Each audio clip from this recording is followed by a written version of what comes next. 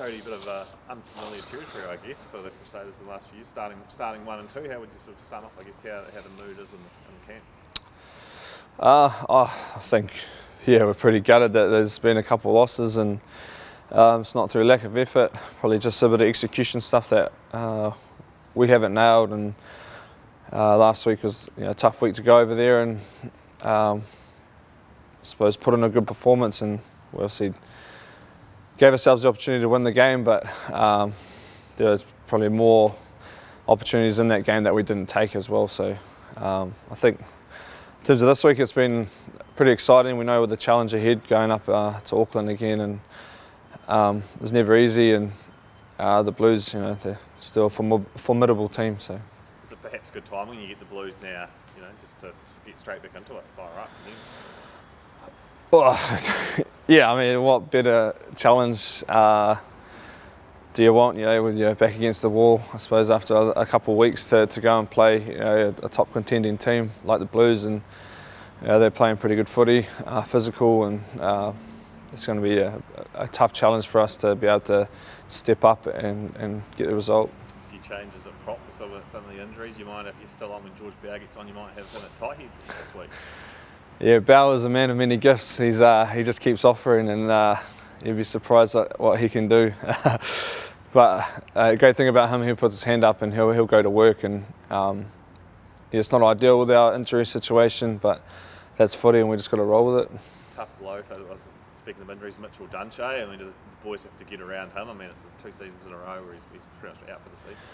Yeah, like I say, it happens in rugby, but unfortunately sometimes there's players that it happens to more often than others, and he's been that case. And he's a man of few words. He'll just go about his business in the background, but I just hope he gets through it and he's all good.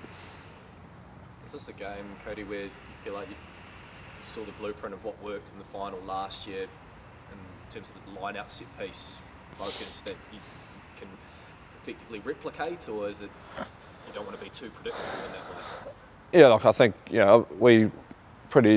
the game plan last year worked pretty well, obviously, but I think Blues will be smart. They'll watch that game too. They'll have their own tricks up their sleeve that they'll want to do, maybe take some things away from their game. And like I said, we've got things we're trying to sort out, so they probably see some areas they can exploit. But yeah, at the end of the day, it's just going to be a physical game, and that's going to be the battle, I think, up front. Does the rivalry ever waver? I know you're very familiar with these players, you're in All Blacks camps, etc., but does it feel like an extra feeling? Does it still have that same sort of aura? Yeah, it's just a derby game. You're playing against, your mates, your sort of, I suppose, All Blacks and that team, and the calibre of players that they are, you've always got to step up, and there's always a bit of edge to these weeks. It's talked about, but especially these last few years, guys talk about, like test match intensity, but just what is that feeling like of, how strong that Blues Crusaders has been, particularly the last 2 years? I think it's just been built off moments. All the games where the teams have been successful have created more moments for themselves and capitalised on those, and they did that when they came down here last year, and then we were fortunate enough to do it up there. So I think that's where you can compare test matches. You don't get many of them, but when you do, you have to take them, and that's the way it's been, I think, the last few years. As a fairly senior All Black, how do you feel about the fact that they're going to announce the coach beyond the World Cup during Super Season? I haven't given it much thought. I know there's a lot of noise around it. You can look at it 2 ways, but for me, I'm personally just trying to focus on having a good year so I can be part of the team at the back end of it. And then, what the future holds beyond that it's out of my hands. But again, if I'm lucky enough to be part of whoever gets the job, it'll be pretty special again. Is it a weird thought though, knowing before, while someone else is still the coach? It's different, yeah.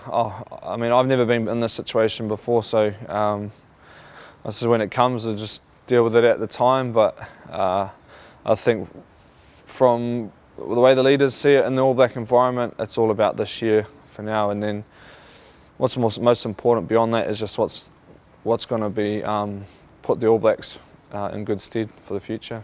Yeah. Surprised Fozzie's announced he's not going to reapply, and I guess does that make it a sort of last dance now?